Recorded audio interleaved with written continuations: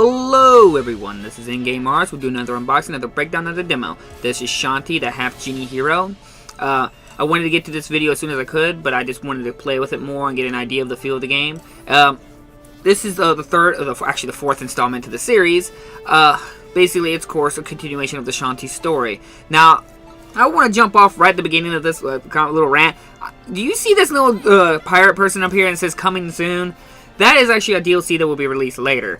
I am very, very disappointed that this physical copy is not complete. So, if you're buying this, hopefully WayForward will re-release this physical copy with all the DLC and updates on the disc.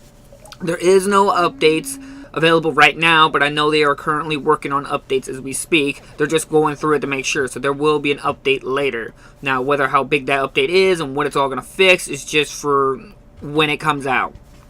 But, as I said, this is a continue off of the Shantae series game. It's the fourth installment, and it's available on PlayStation 4 and Wii U. I don't have heard anything for Xbox One yet, but I'm sure at some point they may get a release at some point. But it is available on PC, so it's on Steam, so you can get it through there as well. It's a continuation. To my personal opinion, this is more of a I want to say it's. I know a lot of people want me to say that this is actually a good step forward for the series, but to me, I'd say it's more one step forward and two steps back. It's a good game. I'm not trying to dog on it. If you're into platformers and you're into these kinds of games, you love Shantae, pick this copy up. You're not going to be disappointed. But to me, I personally really love sprite graphics. To me, I think the game actually looks graphically worse. I think the sprite graphics brought a lot more characteristics and more shine to the game than what they went with this one. Not to say it looks bad, but I personally felt that it's kind of like Mega Man, where Mega Man has, to me, a symbol of the sprite graphics. He is sprite graphics. After that, they went to all the other stuff. I don't think it had the same impact of character. But I'm not saying. I'm trying to say that I wish they would step with sprite graphics. And also, I can't help but notice that there's actually some voice acting for Shantae in the game.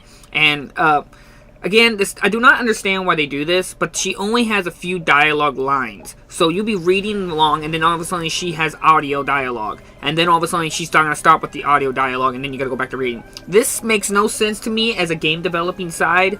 If you're going to pay someone to do audio, have them do audio for the entire character. Now, you don't have to have voice actors for the entire character, but why would you have somebody do some portions of voice acting and then make you have to read other ones? I'd rather you just go all in or not at all, because that breaks the flow, to my opinion. But I guess that's really my only two rants. The only other really one is that this is not really a step forward into the series. It's pretty much the same thing. Basically, if you could look at this one as a continuation from Risky's Revenge, from the previous one where you did the dance and you did transforming into animals and stuff like that. Because this one has a lot more animal transformations, a lot more. Now, instead of just the 4 it had beforehand, now you have, like, I don't know, a good portion of them. I don't want to give any spoilers to them all, but there's a good portion of them. But, like I said, it's not, I don't know if it feels as good as it did with the Shantae and the Pirate's Curse, because the abilities all went together. This has the cumbersomeness of when you transform, you have to de-transform and then go look for the other transformation again. It can be quite cumbersome, whereas Shantae and the Pirate's Curse, the third installment of the series, all the abilities kind of linked together. There was none of the cumbersome of having to switch in and out. This could have been done a little bit better. What it is you do the dance move, and then she'll do her dance, and then eventually it will have 4 panels pop up, and then another 4 panels pop up, and another 4 panels pop up, and you can just pick the directional pad, and she'll transform into that person. So there's a good share amount of transformations, but as I said, there's so many that it can be quite cumbersome. But other than that, it plays just like the other one, where there's so many hidden areas, secret places you gotta find, certain areas you can't reach until you get the right ability, so you will do a lot of backtracking. Thankfully, there's also the bath lady. She will give hints in case you're stuck, which was a kind of a problem, especially in Shantae's Risky's Revenge, where you can get massively stuck in that game. Even I got stuck in it. But other than that, it's pretty much the same game. You find stuff, you upgrade your abilities, increase your hair speed, your hair damage, get special items that allow you to resist damage, use less magic, get the magic spells again, upgrade the spells and get them to better. It's pretty good, but I can't help to feel that this could have gone a little bit more. All in all, it feels the same, but you feel like something's missing. Like there could have been something more to it. It's not bad, it just feels like that you only felt like you got a part of the series, not the whole entire experience. I don't know how to describe it. It's not a bad game. If you're interested in it at all, I recommend it. I really hope that WayForward will re-release a physical copy with all the DLC and updates on the disc. This is one of my biggest pet peeves, is when I see a developer release something and then tell you, hey, this part's not done yet, but we're going to release it later. So basically you're saying, it's like, we're not done with this game, so then here you go. And having the thing pop up to say, coming soon. It's like when you play Mass Effect 3 and you got the ending telling you, hey, there's going to be future DLC. It's like, it aggravates me seeing that, because it's like telling me you did not finish the game. Man, it's... anybody knows me, I don't do DLC, updates, microtransactions, or redeem codes, so I can't stand to see any of that stuff. And so when it's bluntly in the game, excuse my language, it pisses me off more. But other than that, it's a great game, plays great, feels great, the music's phenomenal. If you're into this kind of graphics, that are sprite graphics, so this is a good direction for you if you want more, cartoony graphics.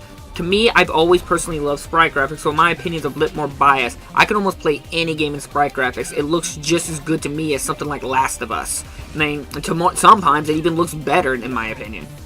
But, as I said several times, there's so many unlockables, so many things you can do. It's not a super long game. That's also another little disappointing part about it. It's a pretty quick game.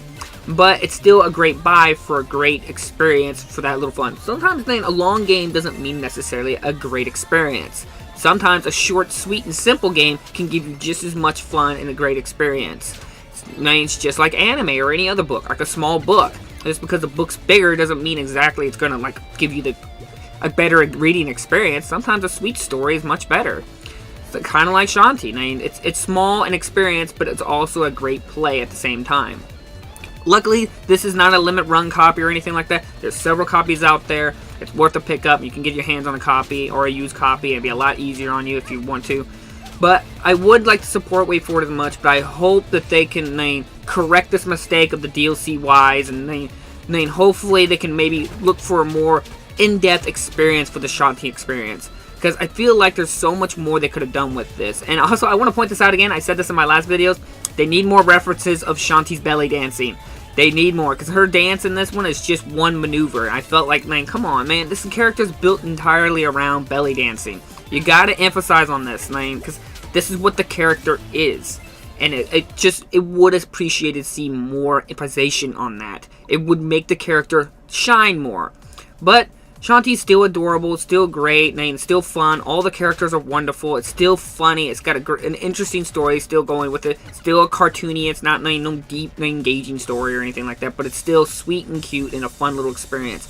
Level design's good. It's got a great concept where you have to use stuff with access to certain areas with certain abilities and so on and so forth. Basically, what we've come to expect from the Shantae series.